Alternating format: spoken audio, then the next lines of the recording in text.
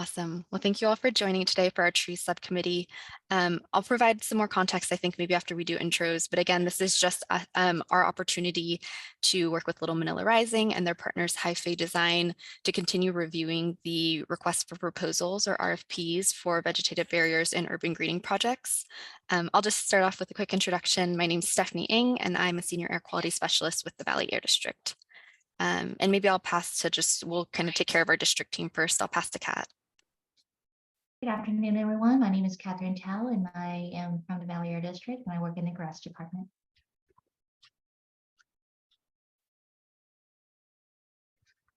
I'll pass it over to C. Good afternoon. My name is C. Tao, and I am an air quality specialist working in the grants department alongside with Catherine. And I will go ahead and pass it over to Nicholas and his team.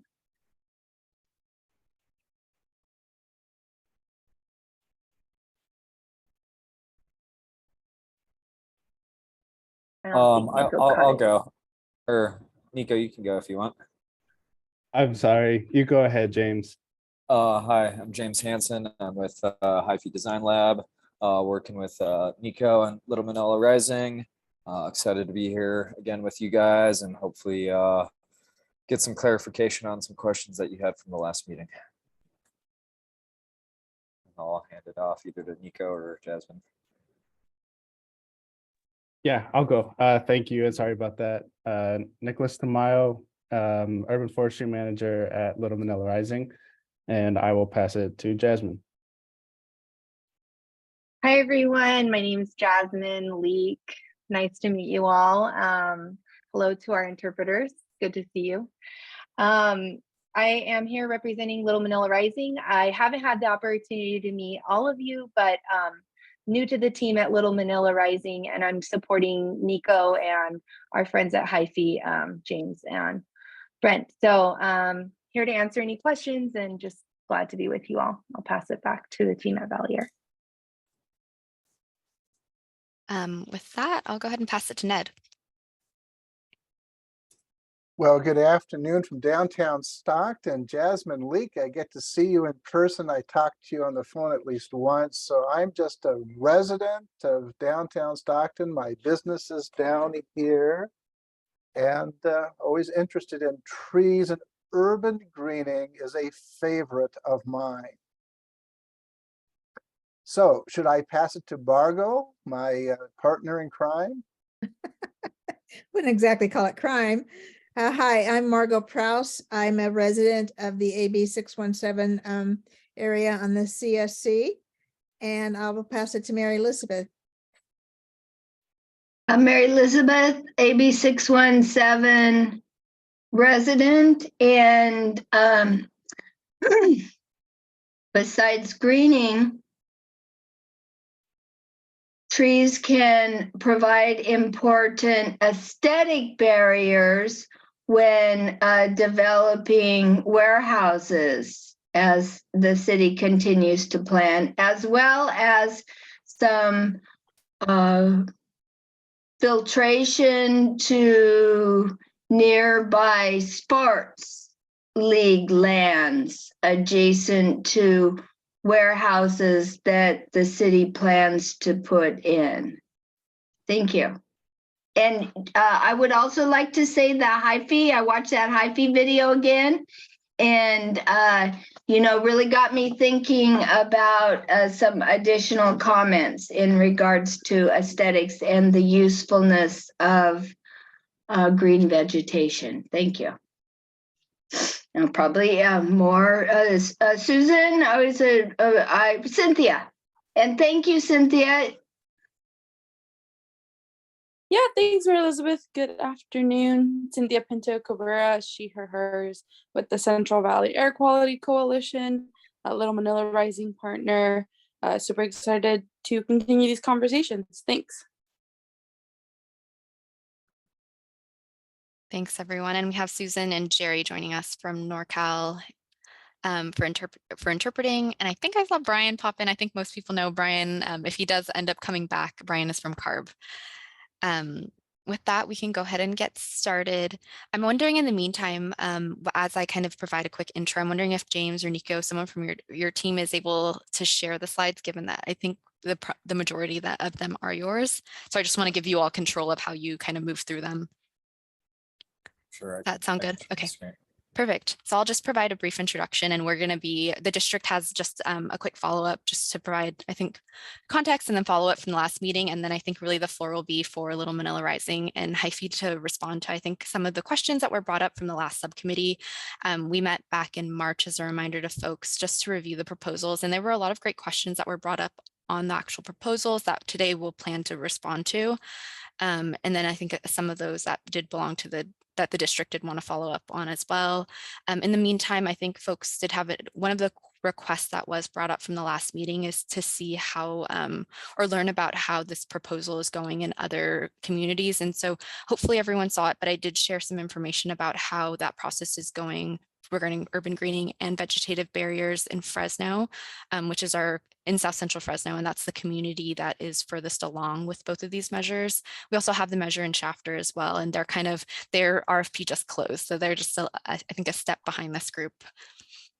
And we're happy to address any questions. I think if folks have any questions about those proposals, we're happy to respond to those as well. But James, are you able to pull up the presentation? Yeah. Perfect.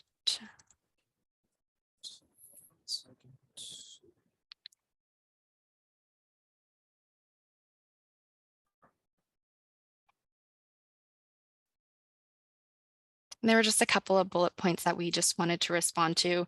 And I do know the district one offhand. So as you're sharing, James, I'm happy to maybe dig into the one that the district wanted to respond to before kind of passing over to you. The first. Yeah. Okay. Share it now. Perfect. So, Thank you. You guys are able to see the screen?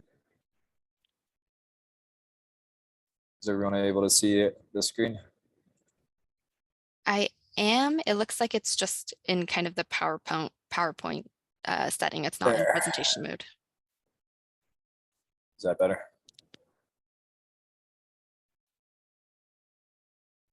I may be getting some grayed out areas that I think might be your Zoom features that are blocking parts of the presentation. Is that just me? Anyone else? Let's see. Let's try this instead. Me too. Thanks, Mary. Is that any better?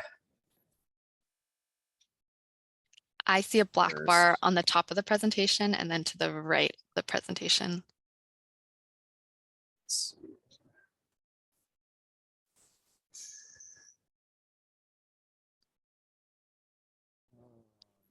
Maybe Nico.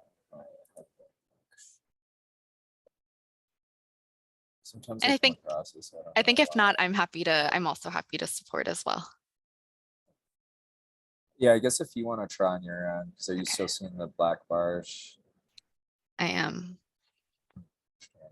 Yeah, I agree, Brian. Welcome, Brian. I see Brian from Carb has joined, and I agree. I think it's just your computer graying out the Zoom control panels. Yeah, I don't know why that. Sometimes that happens, but if you want to share, I can just walk through the slides. If that's okay. Sounds good. Sorry about that. No worries. I feel like no matter how many times we all get on a Zoom call, there's always some technical thing that happens. Okay, can I get a thumbs up if you can see this? Yep. Okay, perfect. And maybe just to kick it off. So again, we just want to provide some updates to the last presentation. And so this first slide is just going over, just following up kind of from the specific requests that we had from last meeting. And for the first one that I think was maybe more of a follow-up for the Air District, so a CSC member did bring up the potential to rent equipment out to other tree planting groups. So for that one, I'll pass it over to Kat to respond to. Thank you, Stephanie. So, yeah, so thank you for bringing the question up. As you know, we're still working with the Little Manila and CSC on getting further clarifications on the project. So it is something that we can continue to have further discussions on. The program does require project implementation.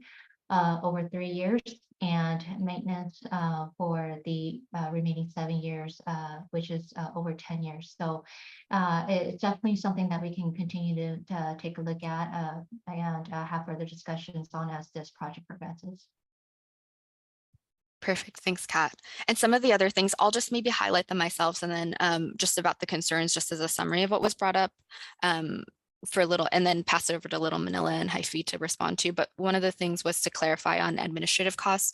I think Margot has had an eagle eye and saw that it did exceed 25%. So we have some clarification on that. A cost breakdown of renting versus buying the equipment. The cost of zero emission, looking into zero emission equipment, the potential to reallocate funds to plant more trees. And then the last thing is just some concerns that were shared over spending money to fully equip a company. And I'll go ahead and pass to Nico and James to respond to any of these that they want here. But as you all need me to, just go ahead and tell me to press next and I can go through the presentation. Oh yeah, I can take over if you want to go to the next slide.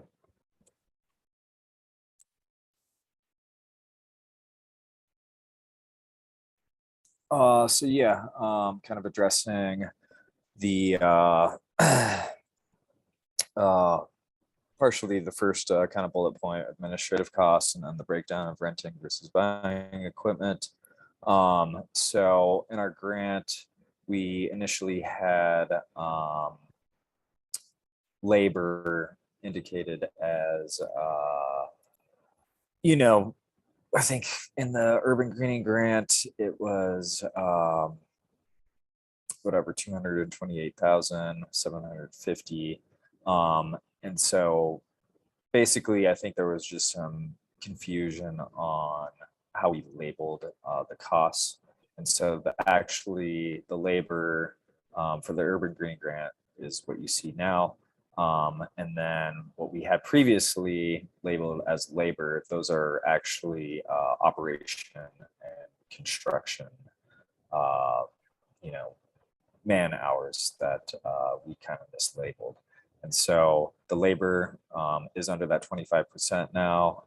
It's at 228,750 for the urban greening grant. And then for the veg buff, it's at 250,000. So you'll see that in the next slides. And so, yeah, I think we had worked with Valley Air to get that clarified. So I think we're good to go on that. And then another kind of question that folks wanted to hear was actually specific costs for the equipment. So we were able to reach out to folks. The most important kind of high item costs were the Bobcat and the Dingo. We kind of had an internal discussion, and after talking to folks at Valley Air, we felt like it would be better used to maybe rent a Bobcat. And so I made some calls to folks, and it's about $3,600 a month. And so, for this implementation, we anticipate we'll be using the monthly rental 6 times. So that comes out to $21,600. And then we also did receive good news from the Bobcat dealer that will be able to receive a 40% discount for the Dingo, which we do feel like is a really important piece of equipment to have. It's a smaller, as you can see, it's a smaller piece of equipment than the Bobcat. And that just allows us to get into more kind of tight, compact spaces. And so we do feel like that is a really nice piece of equipment to have, not only for long-term maintenance, but also just to have that available to develop more long-term programs for tree planting throughout Stockton. And so we do think with that discount, that 40% discount, that would be a good piece of equipment to purchase. And then these other pieces of equipment, they haven't really changed that much from the previous budgets that we had gave you guys, but these are more specific actual costs if and when we decide to purchase them. So, and when we were able to adjust some of the budget numbers for rentals and with the discount, we were able to bump up the tree numbers. Previously, we had 150 trees. And so now we're able to plant 680 trees, which is about 12% of the overall budget. If you want to go to the next slide, please.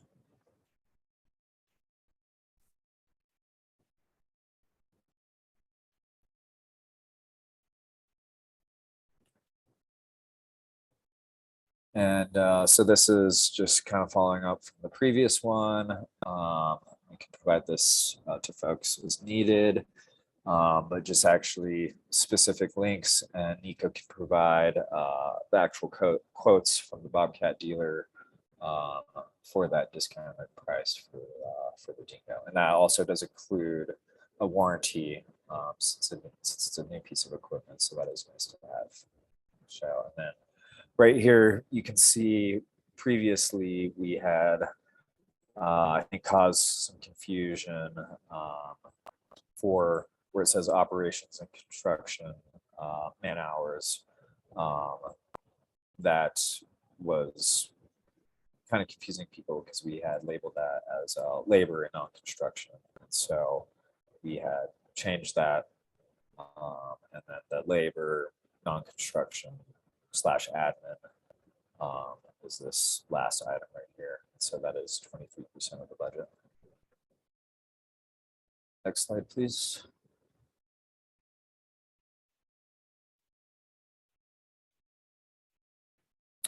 So moving on to the, I think you skipped one.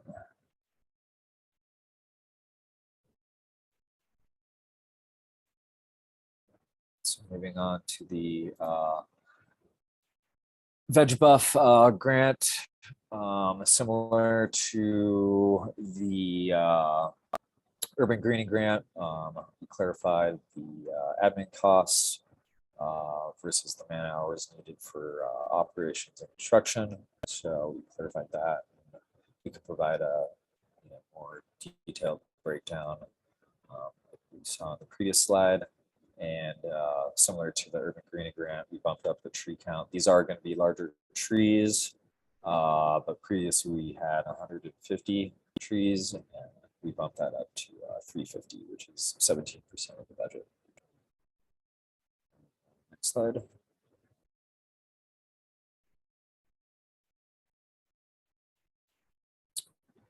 And so this slide here is showing folks, I know some folks wanted to see kind of a comparison of renting equipment versus buying equipment. And so on the right, again, is the detailed breakdown of the actual costs. And then I was able to reach out to some folks in Stockton to get some costs for renting equipment. So for the renting equipment, it'd be about $16,000 a month.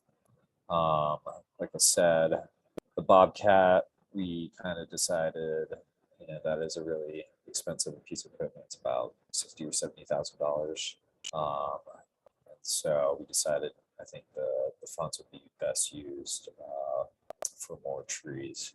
I think the other pieces of equipment are a little less expensive, and I think just for long-term maintenance, especially after the 3-year implementation period, I think it is our best interest to purchase that equipment because it's not as significant as the Bobcat. So yeah, that is the breakdown. Folks wanted to ask any more questions about that, I can provide that. Next slide, please.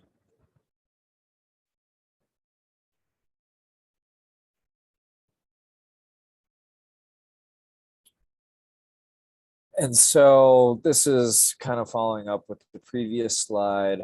I know folks were wondering why we're requesting a good chunk of the money for equipment.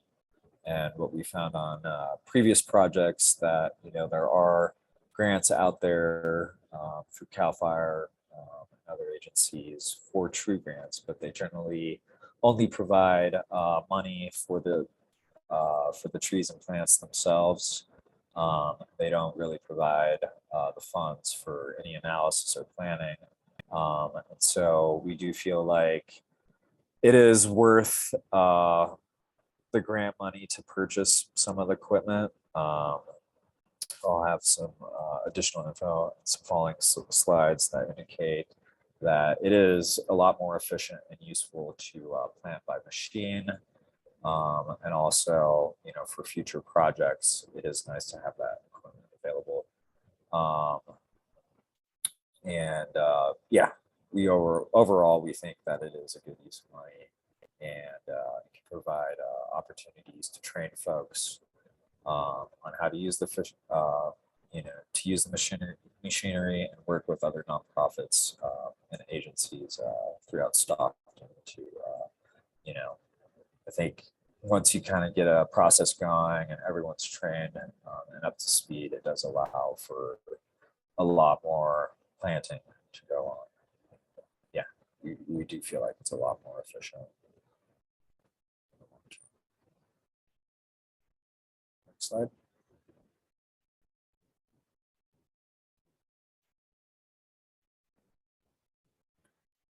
This is kind of following up what I had previously said before, but just having this access to most of the heavy equipment, including the Dingo, which is the smaller compact skid steer, just allows us to be more efficient with our planting. And if there are any large scale maintenance issues, it just gives us the capacity to address those. Like I said, we are planning on renting the more expensive skid steer for planting the larger trees. Slide, please.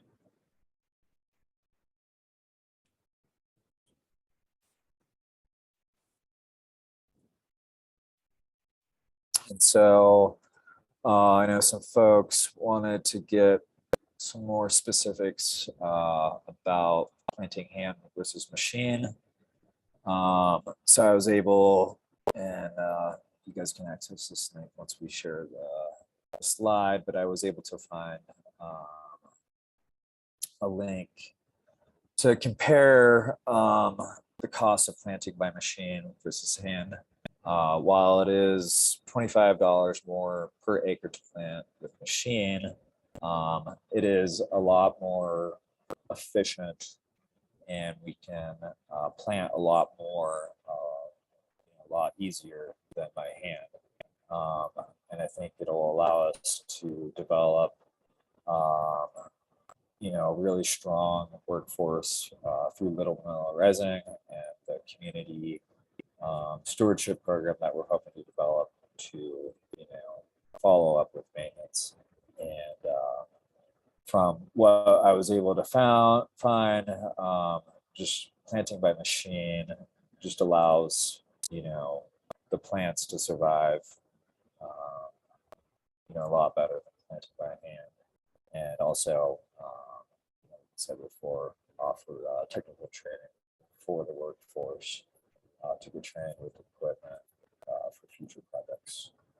So overall, I do think it's worth it. And if folks have additional questions about planting by hand versus machine, this link that I provided is pretty good resource.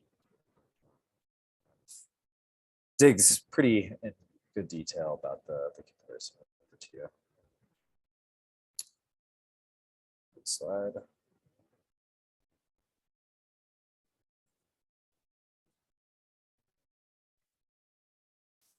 So this is Margot. Can I go ahead and ask a question? Sure. Is this the time? Go back to that last slide you just had. So how does one get the calculation $25 per acre? I mean, Oh, doesn't that depend that on the was number of trees?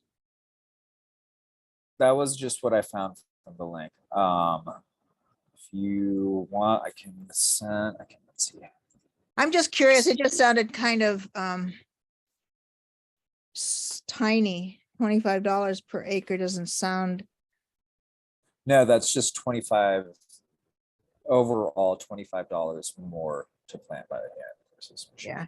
Or Okay. to plant by machine versus hand. That's not the total cost. That would be super cheap. Right. No, I know. It just seemed like never mind. I have to think about that some more. Go back to the slide. I think it was right 8 or 7. No, one with the numbers, one with the, well, this is good. Let's start here. The water truck versus a water trailer. Does the truck drive the trailer? Correct. They go together? Yep, correct. Okay.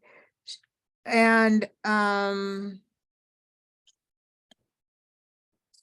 when you said the water rental for a water truck would be like 2,800 a month, Uh-huh.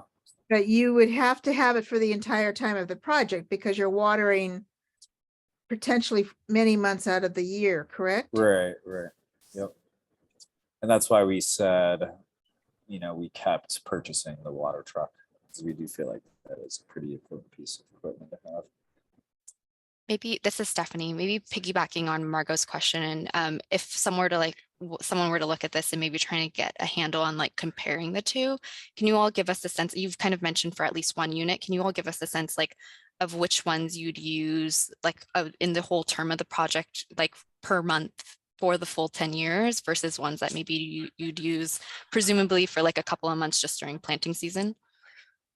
I can chime in, James. Yeah, I think the majority. Yeah, go ahead, Nico. Yeah, definitely. The Bobcat was the one that stood out the most as not needed on a regular basis. It's a large piece of equipment, so that's a per job type of rental. And obviously, from the training standpoint, we can't train people if there's no work to do with the equipment, and so we that was a consensus decision to make that a rental. The dingo itself is useful for the individual larger vegetative barrier projects. So it's 6 months out of the year, we'd be using that pretty heavily for veg barriers.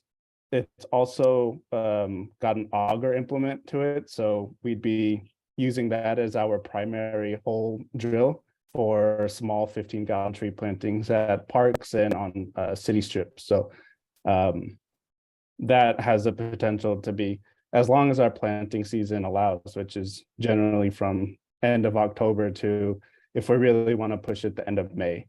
The other benefit of the dingo is that it has a jackhammer or a concrete drill implementation available for it. So we'd also be looking to utilize that in the off season to do some of the more infrastructure work that the city is interested in working with us on, such as building planting strips that double as bioswales and widening tree wells.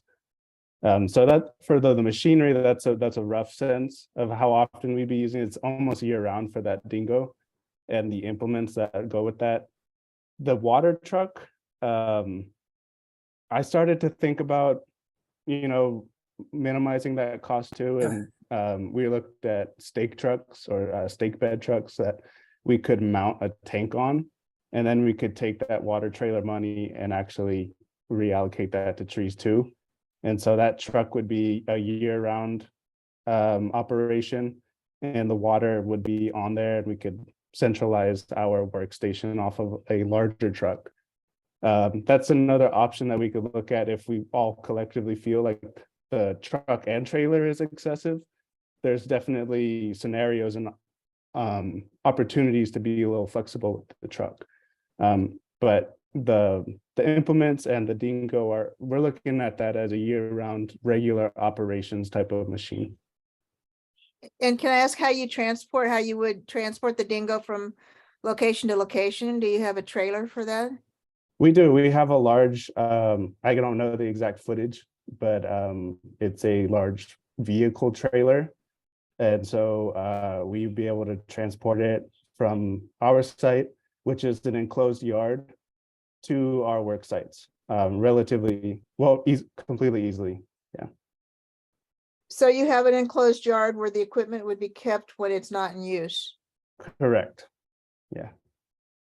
Yeah, and our yard is right off of San Joaquin and 8th. It's right in the heart of the south side. So we got a nice central location. We're 5 minutes away from all of our work sites, it seems. It's enclosed, and we just got a security grant. So in about a few weeks, we'll actually be purchasing the building and lot that our office is situated on, investing heavily in the security and retrofitting of our gates and fences, mechanizing it all, and really modernizing the way that we're able to, secure our assets, because we have tools, we have vehicles already on site. We feel really confident that we'll be able to keep our machinery purchased through this grant safe. And how does the Bobcat get transported? Does the rental company transport it for you? Yeah, that's correct. I believe that's true. They'd either drop it off at our site and we'd be able to move it to and from our yard to our job sites the same way we do with the dingo, or we'd have to go pick it up from the dealer. Yeah. Something. Go ahead. I'm going to stop for a minute. I have to think some more. I was just gonna say thanks, Margot. And I do see Mary's hand. I do want to say we just have, I think, James, correct me if I'm wrong, we just have one last slide for the presentation. Yeah. I'm wondering if folks Yeah. maybe just want to hear this presentation wrapped up, and the remainder of the meeting will be for you all to kind of ask questions. And I'm happy to pause at whatever slides you all want. Mary, is that okay with Yeah, you? Or sure do you want to thing. ask? Okay, Sure thing. perfect. Let's go ahead and wrap up this, and then we're just going to open it up to anyone's questions. And here we go.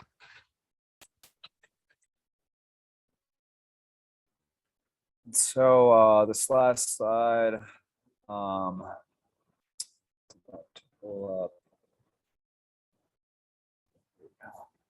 up.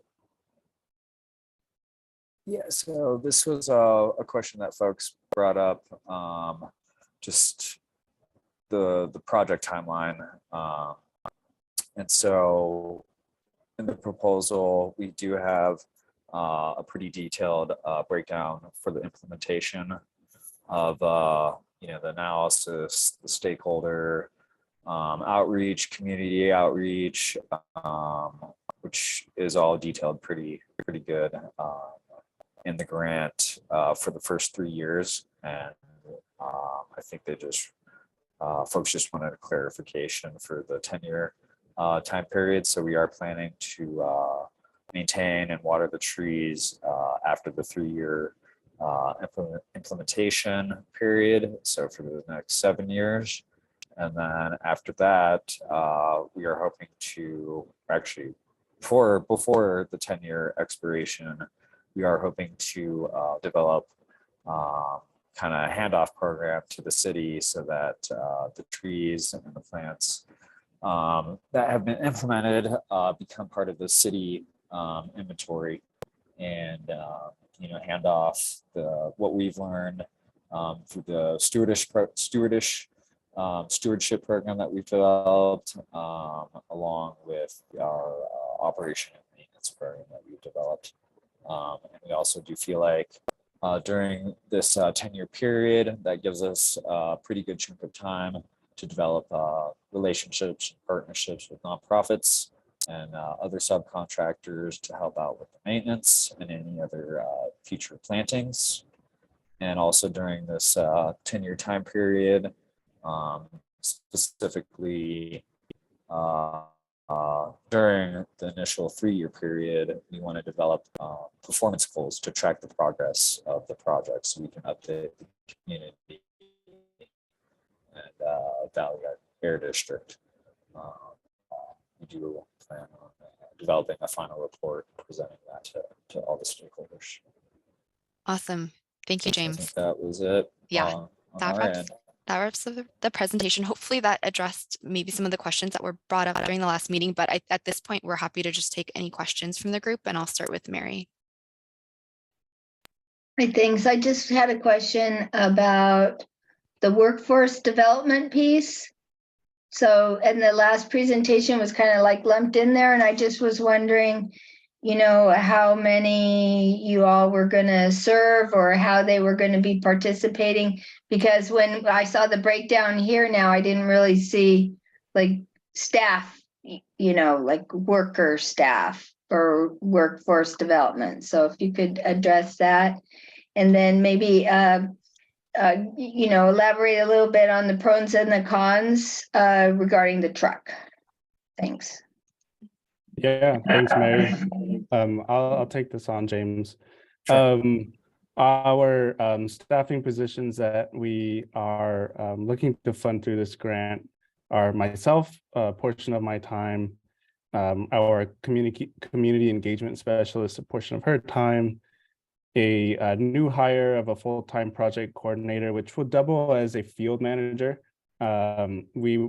Since we are buying machinery that's new to us, we'd be putting out an application to the public for someone that has experience working with machinery, is potentially got the certifications to be a trainer, and can help us in making sure that we're properly maintaining our equipment on a regular basis. In addition to doing field work, such as managing our forestry crew and actually directing planting operations. The communications coordinator is a new role that will be covered between the two grants, the vegetative barrier grant and the urban greening grant.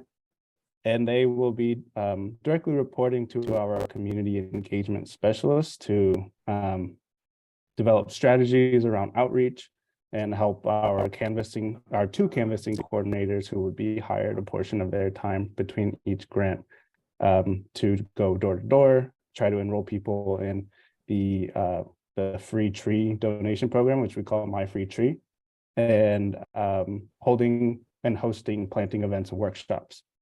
The other two positions are two urban forestry technicians at part-time, split between both grants, and they will be directly responsible for the majority of the field work in the off season. So maintaining the trees, replanting, restaking, retying, and regular watering.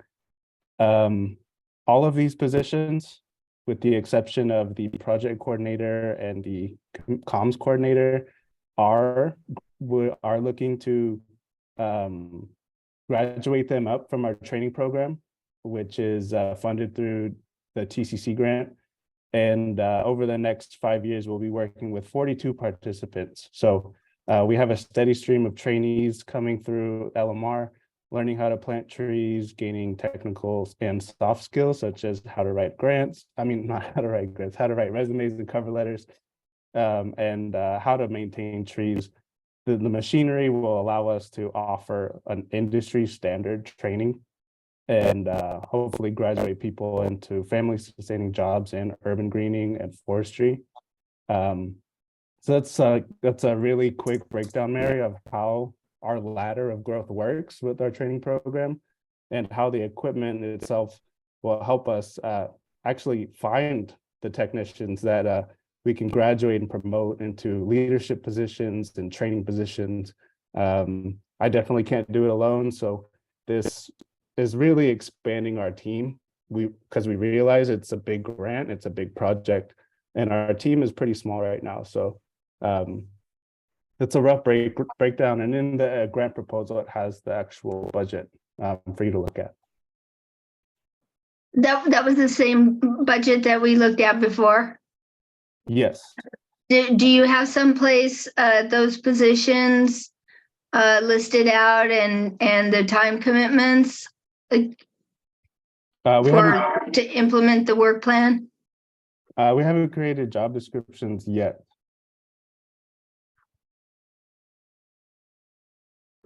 But we do have the job, I guess, title and how many hours we're anticipating to contribute to the grant. That would be great to share as well. So that's in the grant, and we're after this meeting, we're gonna update some of the text in the grant, but Valley Air can share the breakdown of the positions and how many hours are allocated for each position. That's not going to change, so that's available now if you want that.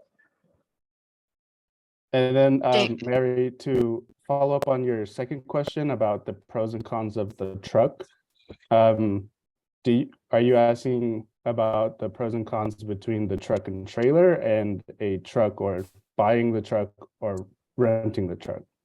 No, I think you had a different configuration for the watering vehicle. Yeah. Oh, got you. Yeah.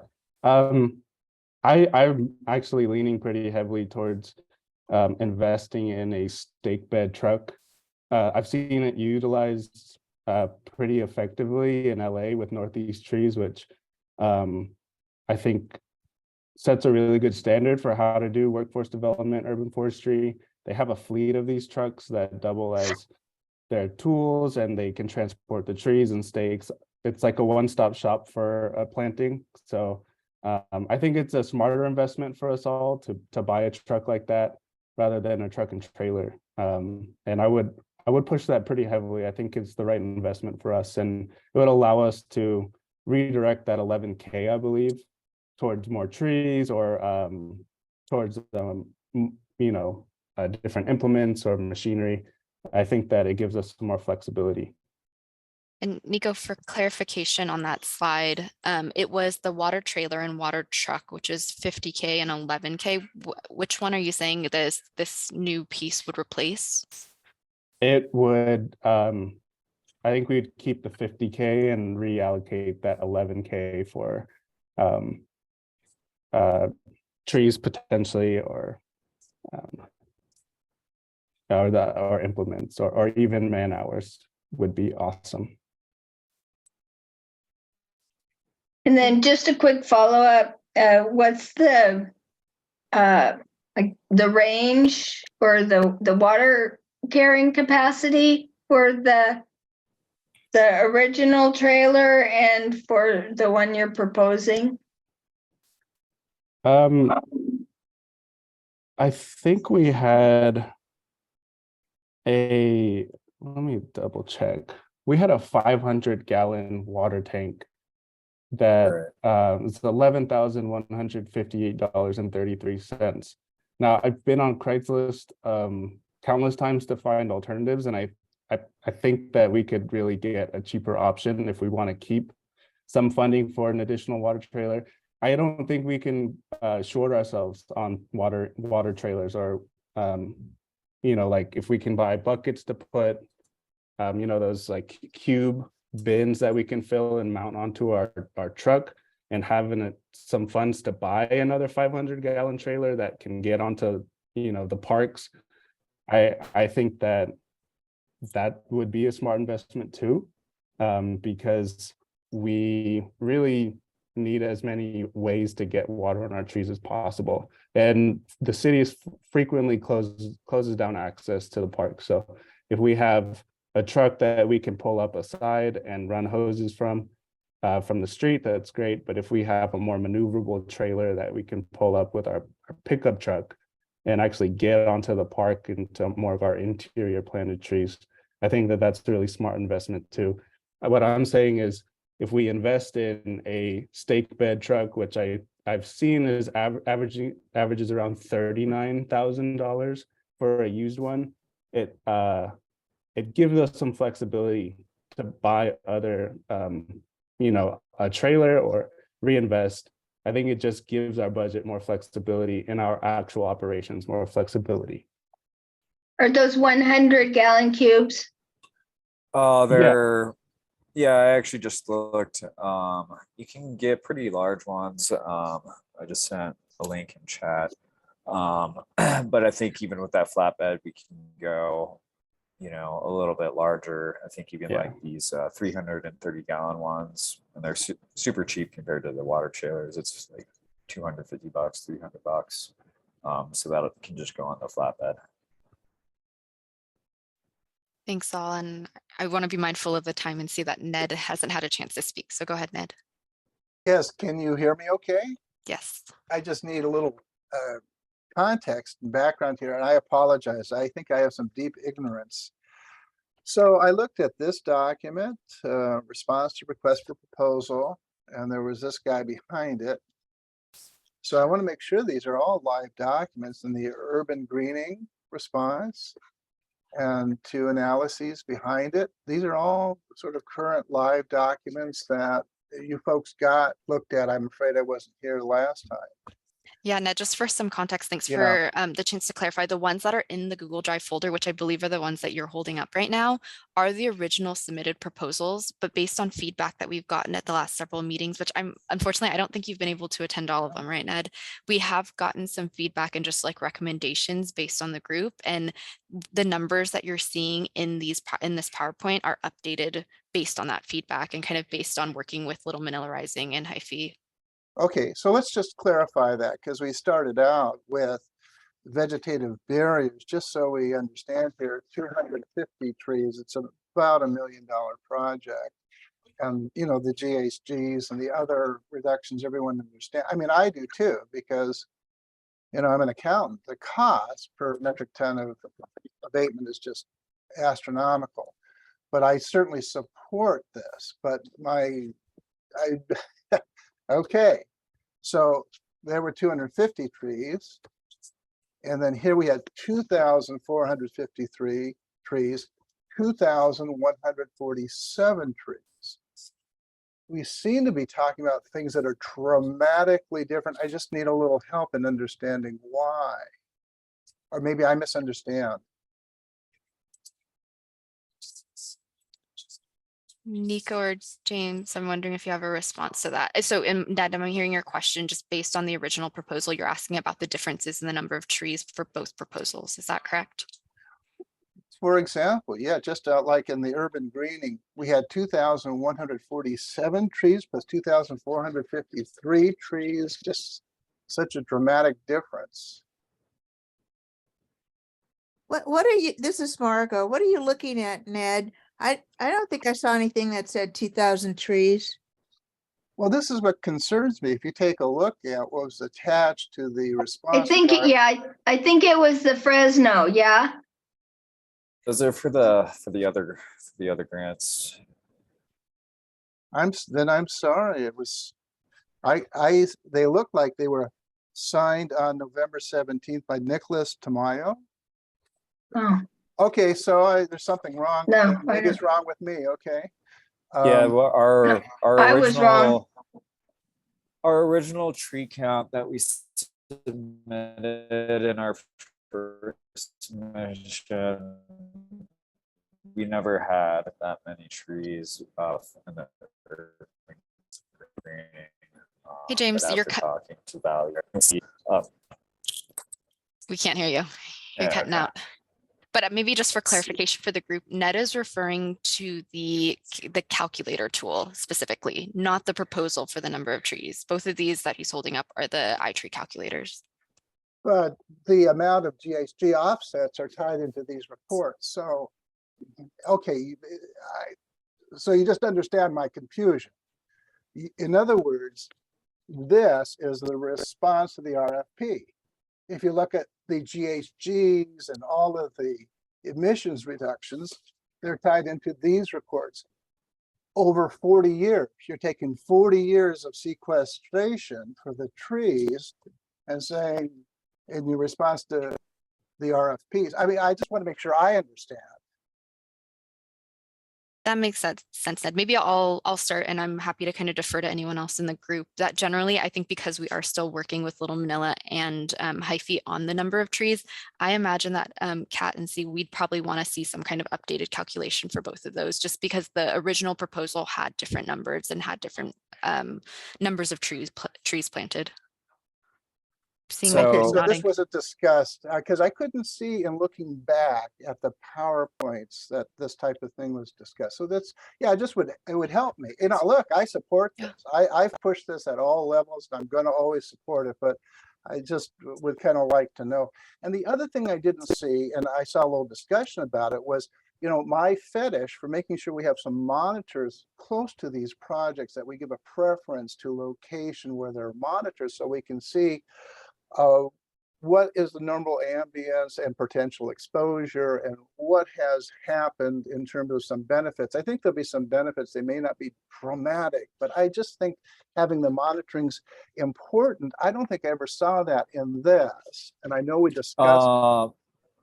No, it's included, monitoring before and after the implementation. Yeah, I guess I just didn't see it in this. Yeah, it's in the narrative of the grant. Thanks So, for clarifying, James. So I heard a couple of things from Ned. Like one, we do need to see updated calculations just in terms of the calculations for what is that? It's an iTree calculator. Is that right, Kat? And see, perfect. yeah, And iTree and root calls. perfect. In addition to that, James, if you are able to maybe type into chat or just share the section that Ned's looking for in the Maybe it's proposal. this right here. Is this what you're saying? That monitoring, we'll watch the water and the air filtration. That's what you're. Yeah. Okay, all right, that's what Yep. you're talking about. I just, Yep. I'm always going to remind. No, that's do we that. we do feel like that's very crucial, and I'm glad that you brought that Okay. up. No, that's That's fine. what we try to push, and we do feel like that is very important. High fee, Okay. we feel like we kind of do specialize in that, so that's kind of our forte. Thanks, Ned. We appreciate those questions and you bringing up, I think, being a regular kind of advocate for that. Appreciate it. I see we're getting close to the end of the meeting. I just wanted to check in with folks if there are any more questions from the CSC members that are here. Go ahead, Margot. Yeah, this is Margot. One of my concerns, Nico and James, is that as you think about how to present this, it feels, let me just say it feels as though we're building your business. It feels as though we're giving you the money to buy equipment. And I kind of need to know that someone in your network has already done some work like this. And I know you're working on TCC, maybe some completed projects, but also I'm okay. I think the equipment is important, and I think the thought you're putting into it is important, but we're never going to be recognized for that. You know, trees, you know, sometimes people say, oh, well, AB 617 put in those trees, but they'll never say AB 617 bought that dingo for Little Manila. So kind of think about how you can portray that to the community. I'm okay with buying a dingo. I think it's important for you to have, but I want recognition. You know, so, yeah, I want something. I want whether the trees, whether the projects, so the grants you get in the future. So hypothetically, with the city or county or whoever you do business with, assuming that you're going to continue the business and this is a good business plan, will reflect that the AB 617 group was instrumental in assisting with your equipment. Just food for thought. Yeah, You know, yeah. Because there aren't that many trees written into this grant because of the equipment, you know, because you need the equipment. Whereas Fresno, yeah, really showed a significant number of trees. Yeah. Yeah, thank you, Margot. Just real quickly, I just want to thank you for echoing our thoughts as well.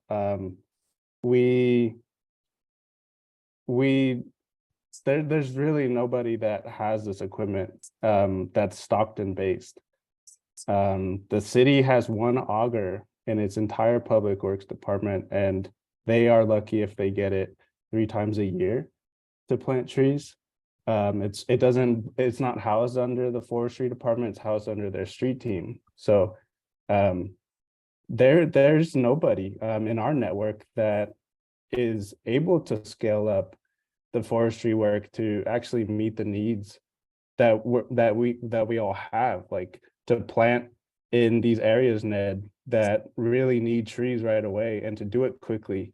There's nobody. That we are our operation is very slow.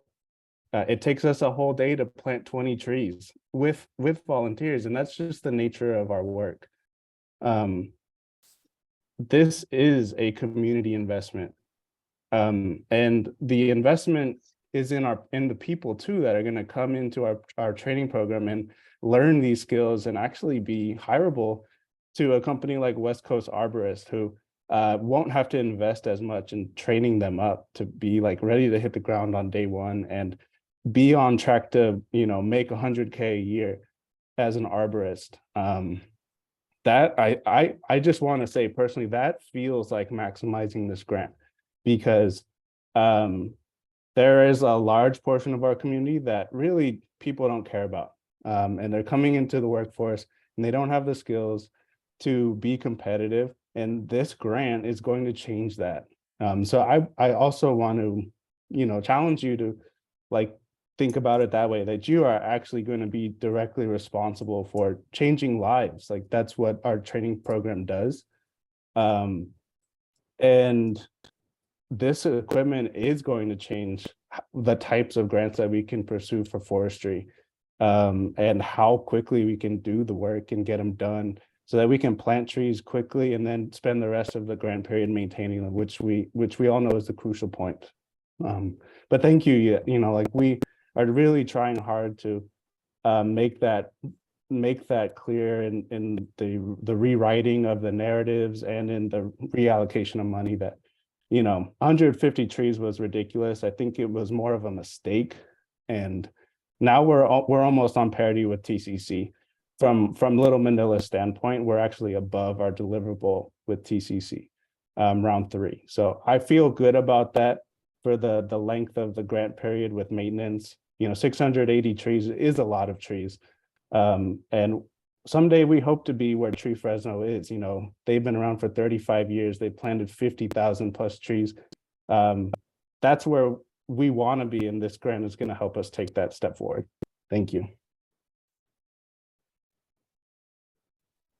Yeah, thanks. And I know I haven't had too much to say, but just wanted to provide some ending comments. But I definitely, yeah, what Nick was saying is definitely what I was going to say, that Tree Fresno has been as a really well-established organization that probably had to do a lot of these difficult conversations about funding and money, and had to buy a lot of expensive equipment. So I think comparing the trees right now doesn't really do it justice. I think it's a guide. Comparing it to Fresno is really like a guide that we can use to what we can potentially lead up to and what this community can do. And I think, you know, at the end of the day, it's all about improving health and improving air quality. And that's really what matters at the end of the day. So I hope we really like keep that in mind. And as much as we do enjoy, I think we all personally do enjoy knowing all the hard work that everybody's putting into this.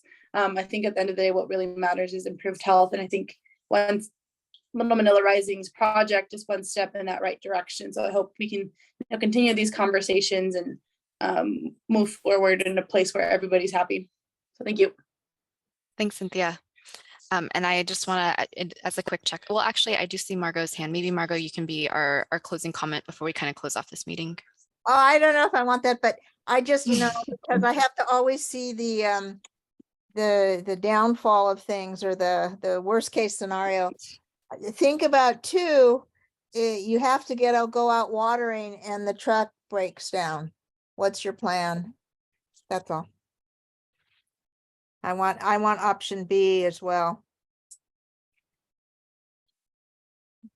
And Nico and James, feel free to respond. I don't know if that was a maybe rhetorical question of sorts, but if you have a response, feel free. I don't think there's a response. I think it's just think about it.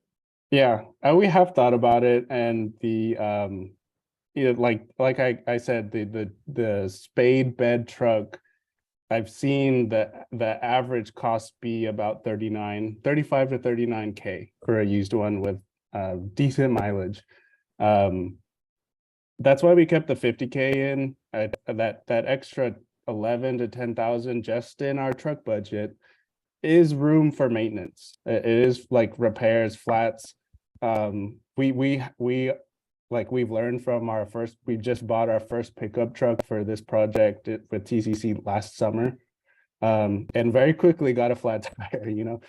We've learned that these need to be built into the cost. So we kept that 50K for our truck because the actual cost was pretty close to that original number. And we'd hope that extra 10 to 11,000 is room for maintenance and repairs. And all I'm saying is go beyond that. You know, I'm thinking like a nurse now. You know, the truck breaks down, but the trees have got to get watered. It might not be time for repairs, you know, so just kind of food for thought. I worry. Okay, that's all. Can I ask real quick, what would you like to see to ease the worry? Because I hear you, and I want to be able to offer solutions, but I'm curious what you would like to see from our next meeting, maybe that would ease your concerns. Well, for me, I just want you to have plan B. If my scenario happens, you can rent a water truck for a week or something, you know? Gotcha.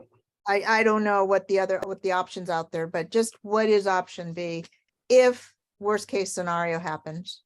Gotcha. Okay. Yeah. We'll So the definitely trees have don't die. I don't want the trees to die. it. Neither do we. Yeah. Thank you, Margot. We'll have that for you.